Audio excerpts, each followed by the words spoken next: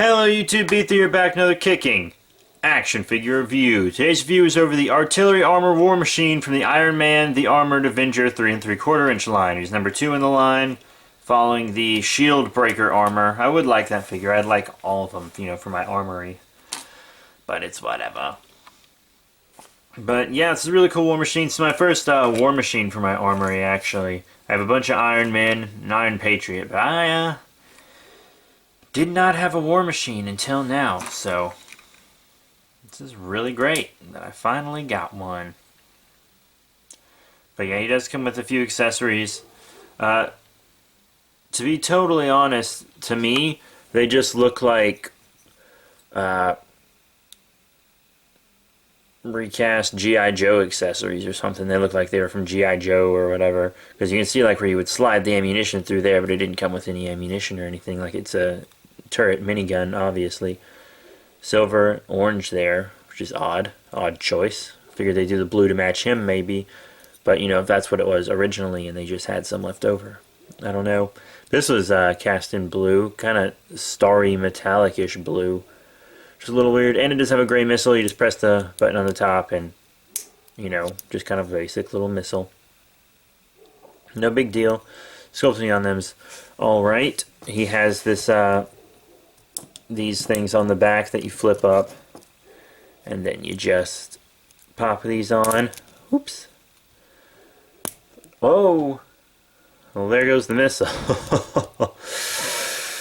But yeah, these just pop right on. That was weird how hard that was, because normally it's pretty easy. I've done it a few times already.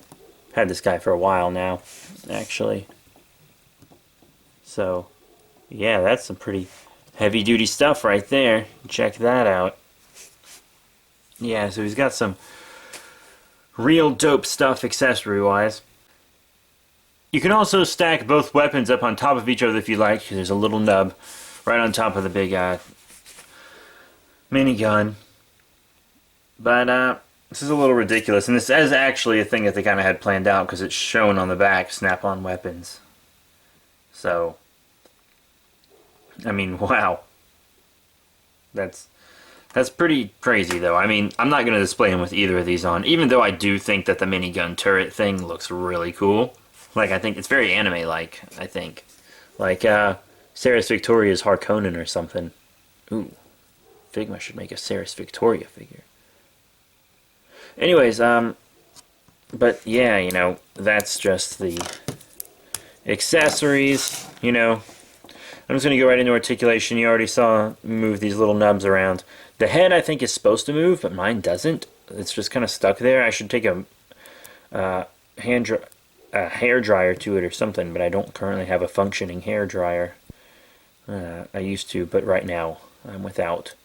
Up and down on the shoulders, and that helps for this movement here, so it doesn't really restrict as much, pretty good.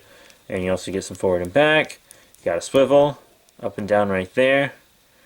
And wrist rotation. It's a little hard to move it around in some places because of the, it's got little blocking parts there. Forward and back on the abs, side to side, very good.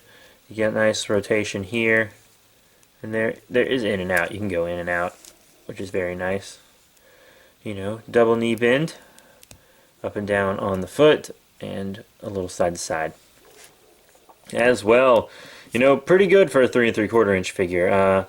These Iron Man figures were just fantastic for this series and the Iron Man 2 series, really. I believe this series followed the Iron Man 2 series and was really just repaints of the regular figures, to be honest with you. And speaking of repaints, this guy seems to be just painted up as like the regular War Machine was, except with blue on his face plate, and there's blue here, blue on his arms, blue down here, just blue on the back too.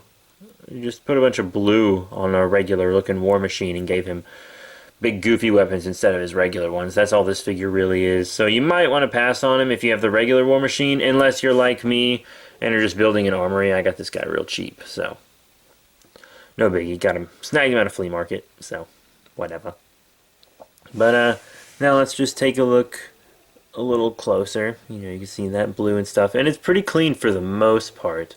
There's a little silver coming through down here on the legs, as you can see, but that might just be because of packaging. Nice sculpted joints, sculpting on the bottom of the feet, which is real nice.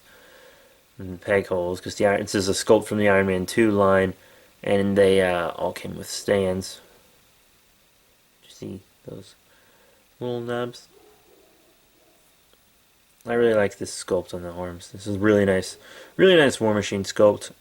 I wish mine's head moved though. I really am gonna have to see if I can do something about that. I don't know if that's like a normal thing or whatever, but you know, on the package he's just looking forward too, so I don't know. Maybe he doesn't look to the side. I don't know. He probably is supposed to be able to move a little though. But yeah, now about size comparisons. Now here's our Artillery Armor War Machine compared to the Mark IV Iron Man on the left and a classic Iron Man here on the right. Very, very cool. They all scale up perfectly fine together. Just straight off the top, you know, heads all even. Very, very good. And then here's War Machine with my two favorite Marvel Universe figures. Here on the left, the Modular Armor Heroic Age Bleeding Edge Iron Man, you know, whichever one you want to call him. And then here on the right, the Future Foundation Spider-Man, the single-carded one, not the two-pack one. And, you know, I think he scales perfectly with both of them, too. He's just fine. Totally works out. So he's going to scale great with your over 3 3/4 inch Marvel stuff. Obviously not Marvel Legends or Marvel Select, just the 3 3/4 inch from Hasbro. So what are my final thoughts on the Iron Man, the Armored Avenger, Artillery Armor War Machine from Hasbro?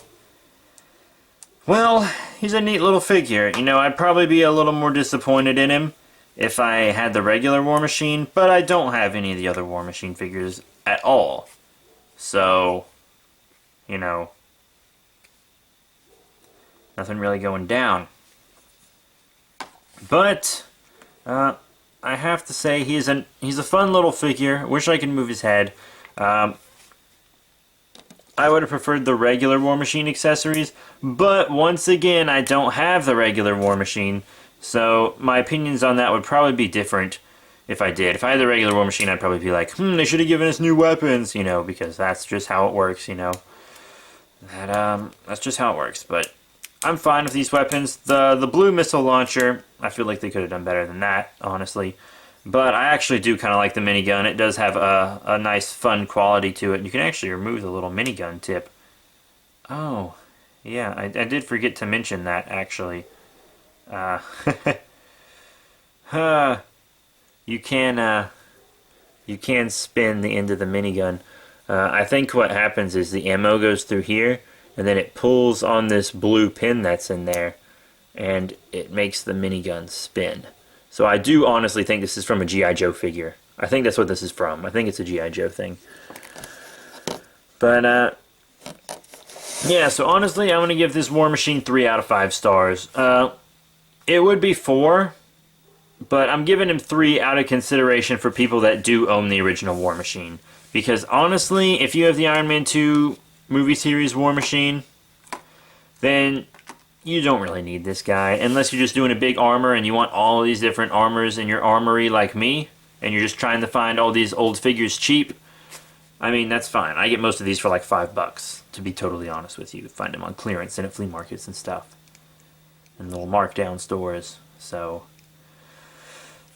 yeah. That's it. 3 out of 5 stars, you guys. Please remember to rate, comment, and subscribe. Check out all the cool links in the description below. You got Facebook, Twitter, follow you back on Twitter. All kinds of great stuff, you guys. Just all kinds of great stuff. So yeah, that is it. Thank you all so much, and I'll see you all later.